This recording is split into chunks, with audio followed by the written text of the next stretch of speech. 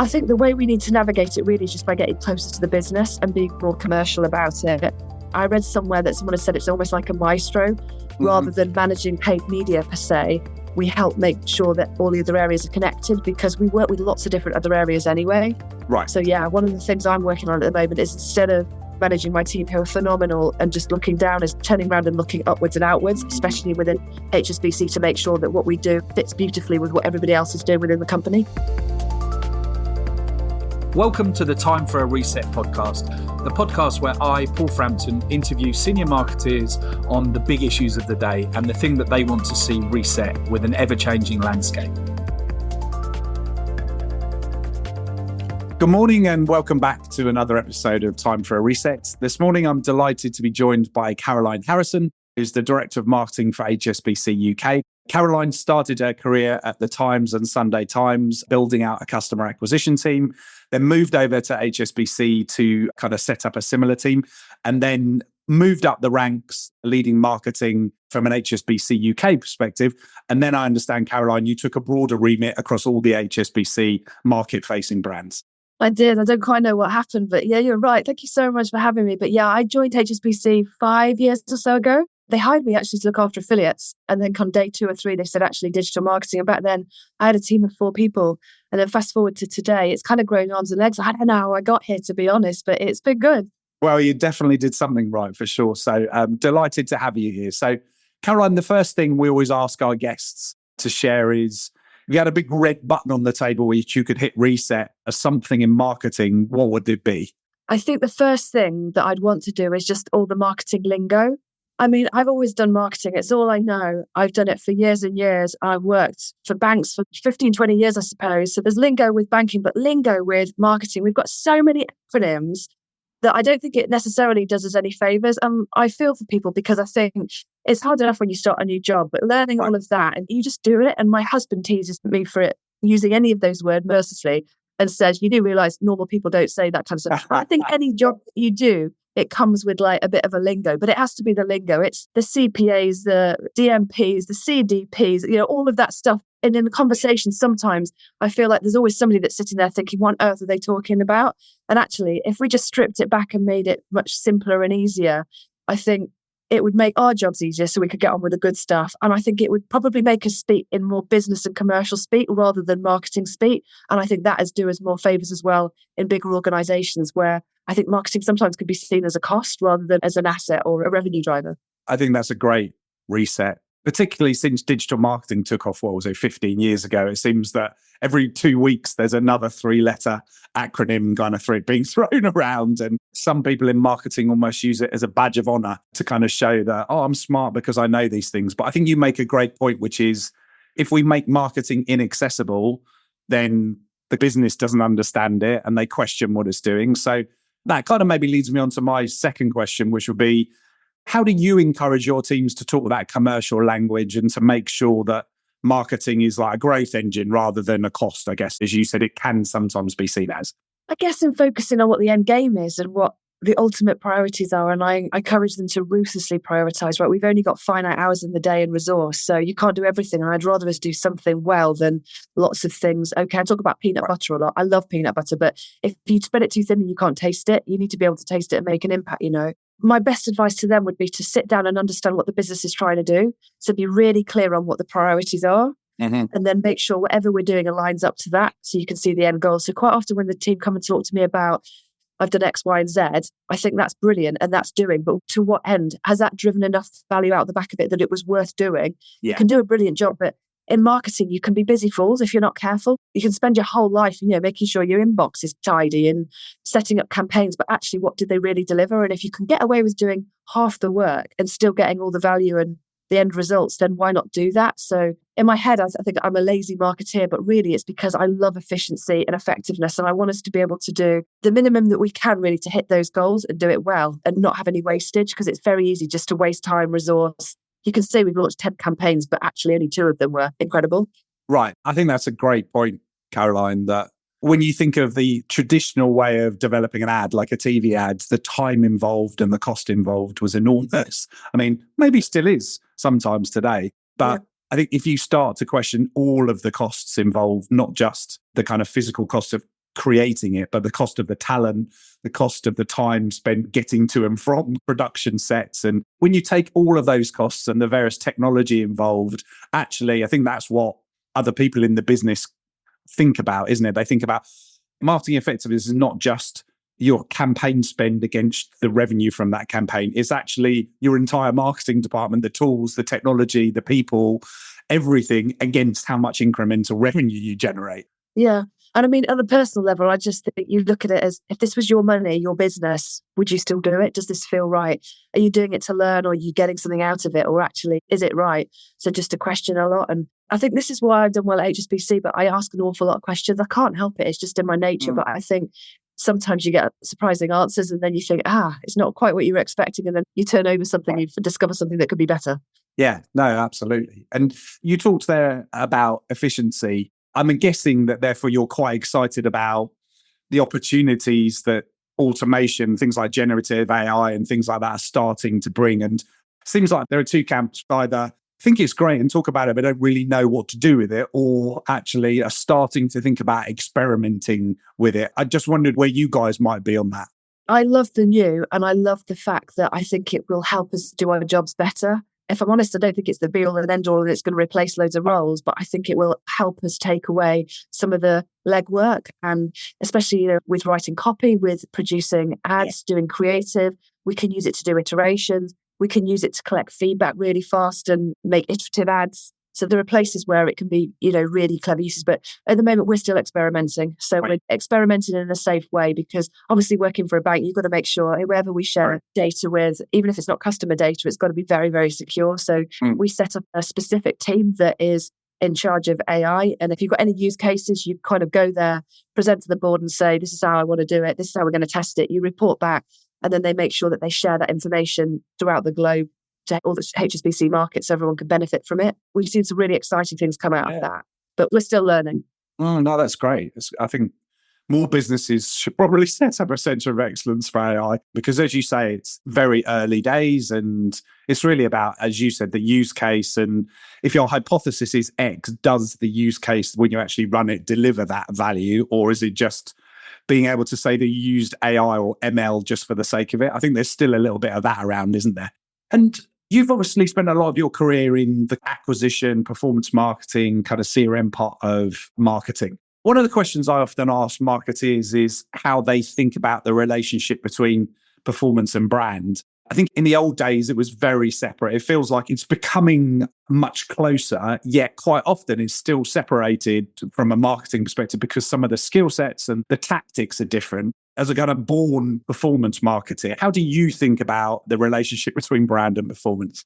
You know what? I started off on the brand side and then ended up on digital acquisition. I have to say I'm much more comfortable in that space, I suppose. It's probably just what I know, and I can do a lot of it more intuitively.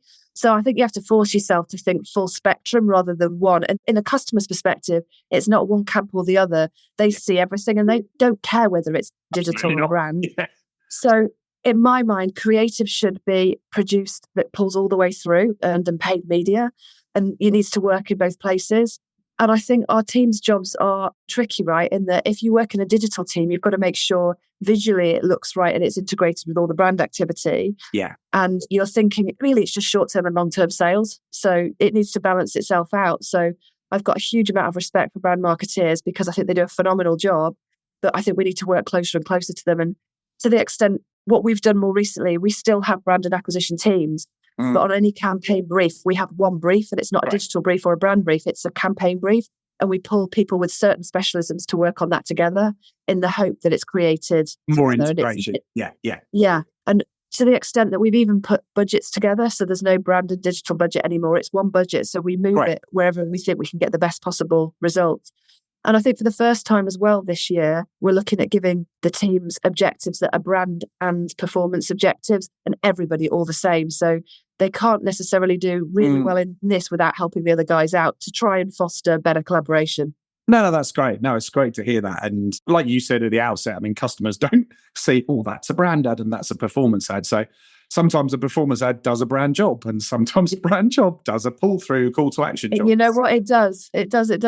I think it kind of goes back to your point about jargon and silos is a similar kind of marketing thing, isn't it? It's like, well, we need to create these teams because it's a specialist focus. We need an affiliate team. We need a paid search team. We need a SEO team. And look, of course, there are specialisms, but there's a lot to be said for working out how you connect things together so the customer does see something coherent and useful. Yeah. I've tried to hire people that scare the bejesus out of me, that are real experts in certain fields. And I think marketing has gone, that's probably why I'm still here years on. It's so diverse. Whereas in the olden days, you could just buy advertising on 2 or 3 mediums and, that would be enough. These days, plans have got multiple things on it. And to be an expert at all of that, I think is a tough call. So I think you've got to find your ninja skill, learn it, and then work with others to make sure it all comes together rather than just managing channels silo by silo. Does that make sense? No, it does make sense. It sounds like the T-shaped. Have a breadth of experience and then a ninja skill, or more than one ninja skill, ideally. Yeah. So, Caroline, we had Nick Travis, who you may know, who runs digital marketing at Lloyds Bank, on the podcast a few weeks ago. And he talked about the fact that he doesn't think that measurement and attribution get enough airtime in marketing. And there's a lot of focus on the shiny new things, but often the wrong data is being used or something's being analysed in a way that may not be right. So I just wondered what your perspective on the whole kind of measurement, particularly when you think about with digital marketing, obviously in the world we're going into, a lot of cookies have disappeared anyway, and a lot more of them are going to disappear this year. So it's going to be a very different landscape, I think, isn't it? It is. For me, it's always been the bedrock and the fundamentals of marketing. In my mind, you don't do anything unless you know why you're doing it and can you measure it and can you learn from it. I also just don't think perfect exists. I think the minute you get digital is beautiful in that you should be able to tag and track everything. And as long as you do that beautifully and have got a very clear taxonomy, you should be able to then look back and see what's happening. So it's quite opaque, but it's increasingly less so given cookies and everything else. So I just think you haven't got to be perfect. You've got to follow your gut a little bit, but I just make sure that all of that reporting is in place. So for me, that is just the absolute fundamentals of it. You can't do it without that.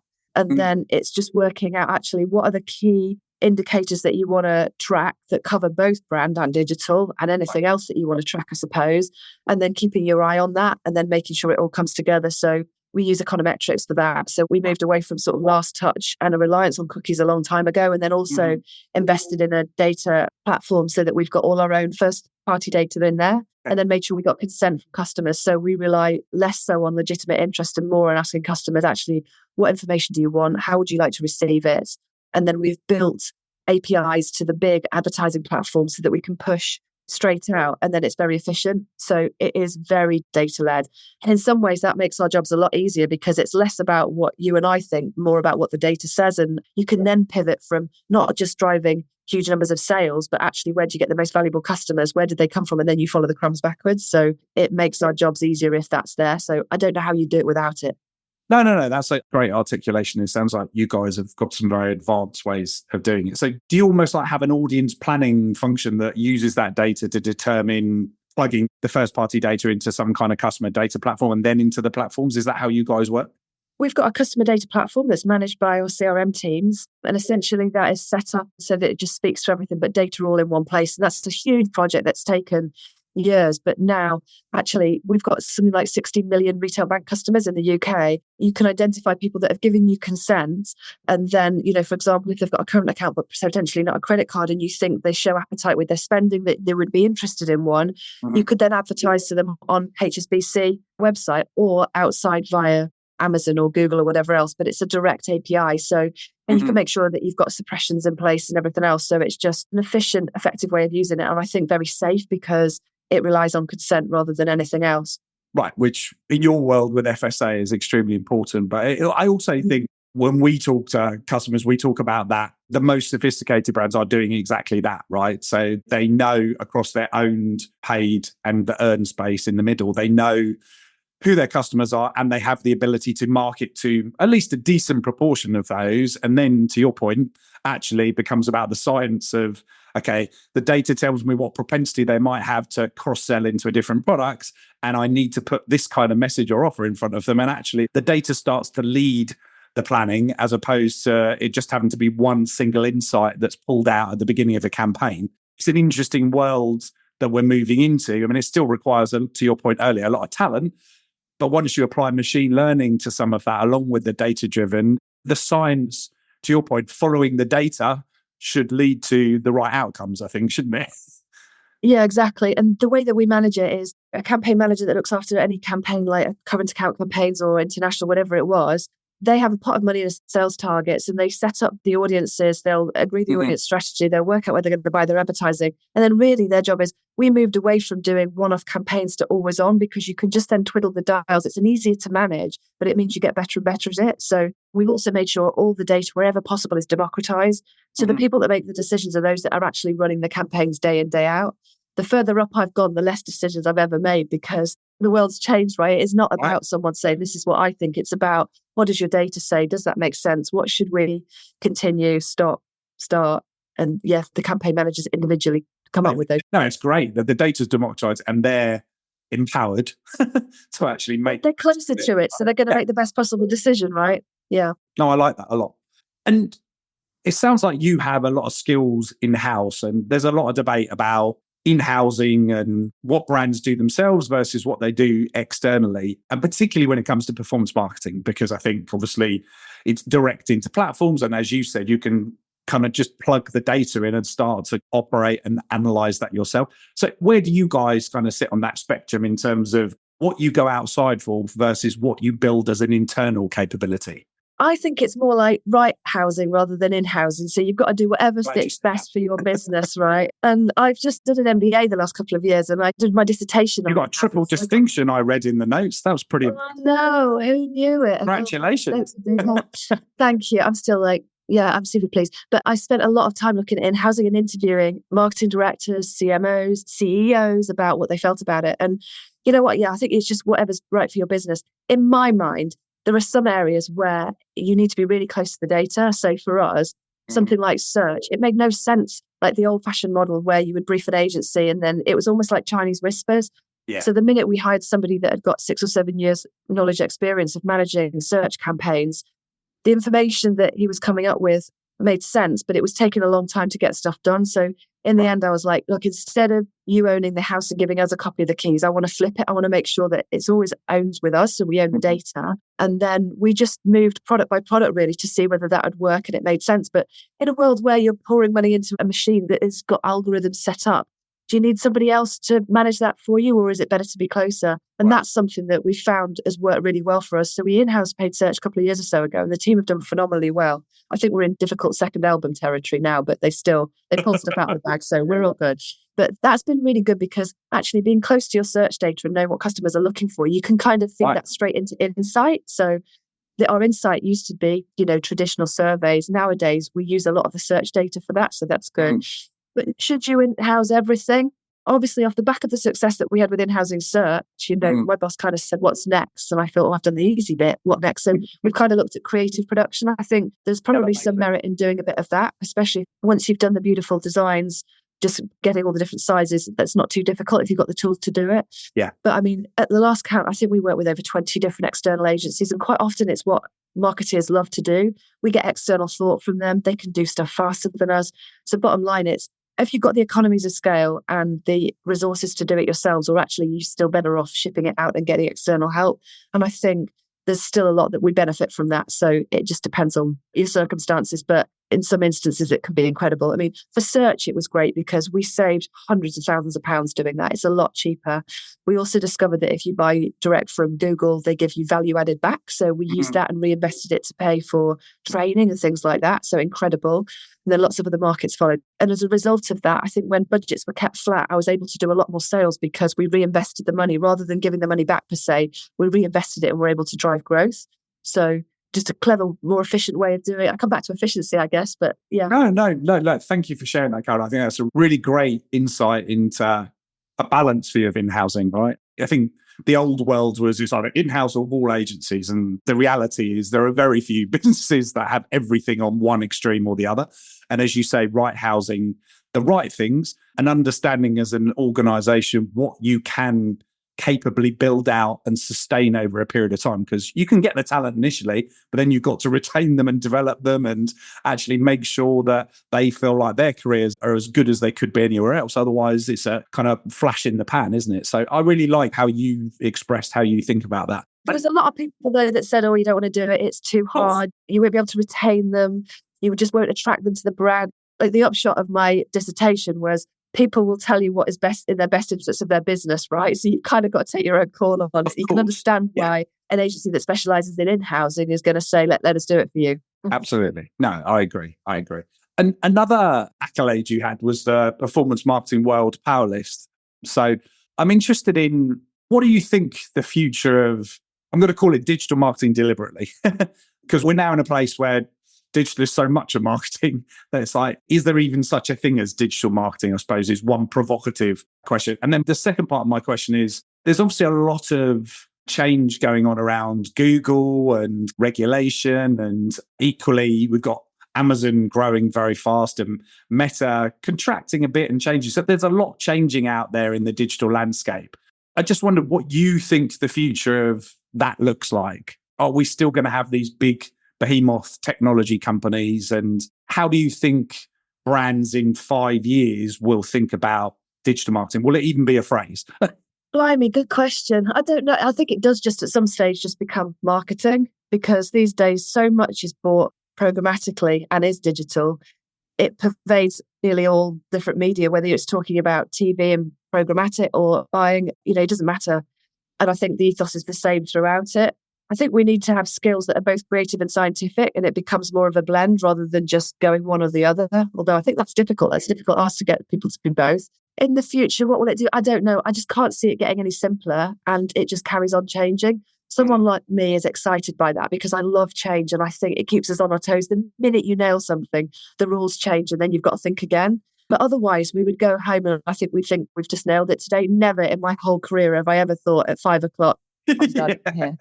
Never. In some ways, I kind of like a job just for a week or two to be able to do that. But that is not what we do, right? You can always do it a little bit better, or something else is sneaking its way around the corner there. You think this is going to bite me on the bottom hard unless I can get my head around it and try and anticipate how this is going to affect us. So I think, and especially with all the change, it just becomes more challenging. I don't know if that's just me. I say that because I'm getting older. It's complex. I think the way we need to navigate it really is just by getting closer to the business and being more commercial about it. I read somewhere that someone had said it's almost like a maestro.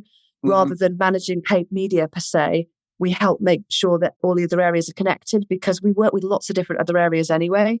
Right. So one of the things I'm working on at the moment is, instead of managing my team who are phenomenal and just looking down, is turning around and looking upwards and outwards, especially within HSBC, to make sure that what we do fits beautifully with what everybody else is doing within the company.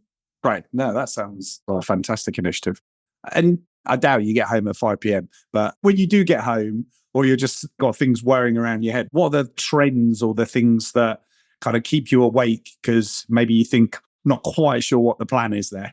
I guess the biggest one for me at the moment is how we communicate to existing customers. So in HSBC, historically, we send communications from lots of different teams. So I think there are 39 teams at last count that are producing communications, creating them and then sending them to customers. And it's not necessarily strategically aligned. It almost just needs a brain implanting in there and then making sure it is more strategic. And I think whereas in the past we would have sent sales communications, in the future it's more about, people want personalized comms. They want it to be helpful, and it shouldn't just be via email or DM. It should be the best way to speak to them at the right time.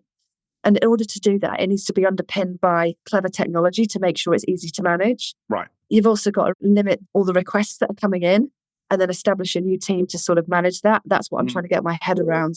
How do we do that in the best possible way to drive the best possible outcomes? So I've always worked on acquisition before, but when I was working at the Times, actually, we didn't nail acquisition until we nailed retention. And when the two work together, then you start to grow your base and grow. So driving lots of new sales in an acquisition is easy, but looking after existing customers, to me, that is a much bigger challenge. And I'm confident we could do even better in that space at HSBC, but we need help in terms of the tech, the infrastructure, and how we're organized to enable that. It's not just about sending more comms. Yeah, no, absolutely. And you make a great point that actually, if you've got a leaky bucket, just trying to keep filling from the top still will often end up in a negative if the bucket is leaking increasingly worse. Leading on for that, I think traditionally, historically, we would have managed paid media disparately from owned and earned and existing customer comms or retention. They're all different teams. It's certainly at big matrix organizations like HSBC, they've been managed disparately. And really, it needs to be all together. So it's working out how in a matrix organization you can do that effectively so it feels like one plan. Can you just sort of zoom out and from an aerial view make sure it all fits together? Sometimes it does beautifully if it's designed to do that. But if it's kind of grown arms and legs, it's how to make that fit better. Yeah, no, how to get it all to work and for everyone to feel like they're on the same team, even though they're kind of. If I had a magic not wand, on the I'd be same like, team. that'd be my first wish. Yeah. Okay. No, that's a great one. That's a great one. And yeah, harmonizing 39 teams sounds like a big enough task. So just taking a slightly different tack, Caroline, love to ask you what you think the attributes of tomorrow's kind of senior marketeer will be. And we've alluded to it a little bit, but if you were to call out the most important skills that tomorrow's CMOs need because the world is becoming more scientific, what would you say they would be? I think I touched on someone that you need to be scientific and creative. You need to have a bit of a balance of both. But I just look for curious people that ask a lot of questions. Resilient to change, I think you've got to be. I guess a team player, just because you can't just do something on your own. So you've got to be able to get on with people and now to get the best out of people. So certainly not after any renegades necessarily. And I think the other bit, if there was one more, is probably somebody that's entrepreneurial, because the world changes so fast, yet quite often we've got legacy stuff that we just continue on with. You kind of need people with fresh eyes to come in and challenge it and think, in today's setup, does it make sense to put a bomb under that and change it, or just to tweak it a little bit, or what can we try and experiment to make it better, rather than just taking it and then running with it?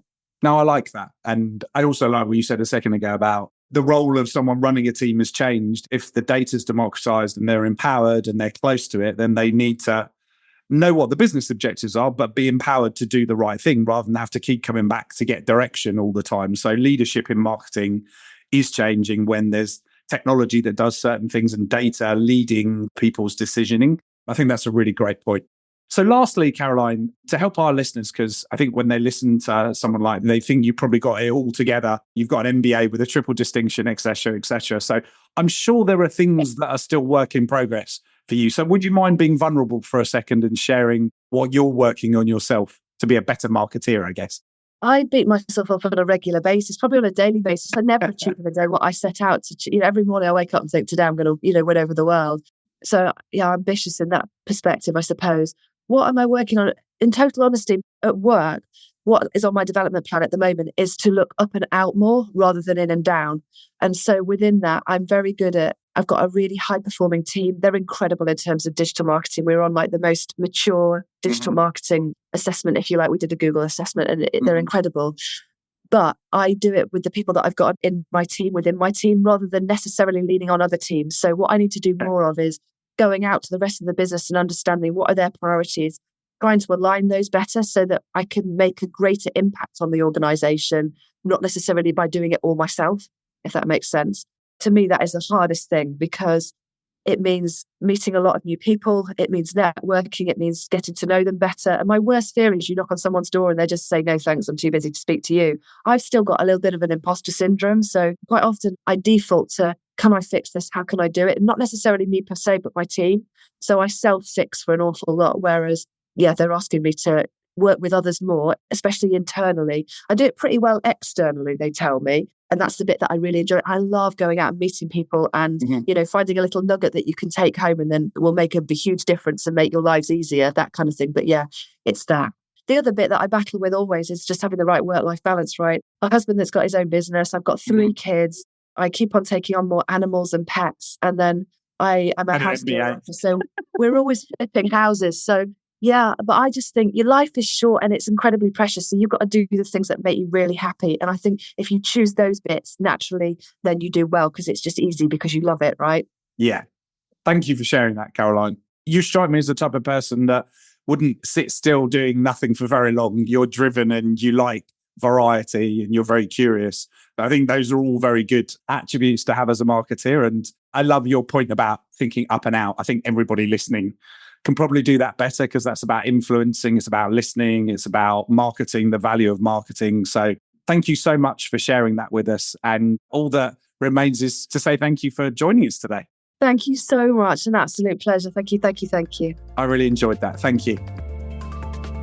And that is a wrap for this episode of Time for a Reset, the marketing podcast with global leaders, brought to you by CV Consultancy. I've been your host, Paul Frampton, and I hope the insights from this episode will help you reset and refine how you implement successful change for strategic transformation for your brand. Look forward to seeing you next week as I chat with another senior marketing leader. And please don't forget to follow us on your favourite listening platform, Apple, Spotify, or whatever else. Look forward to catching you soon.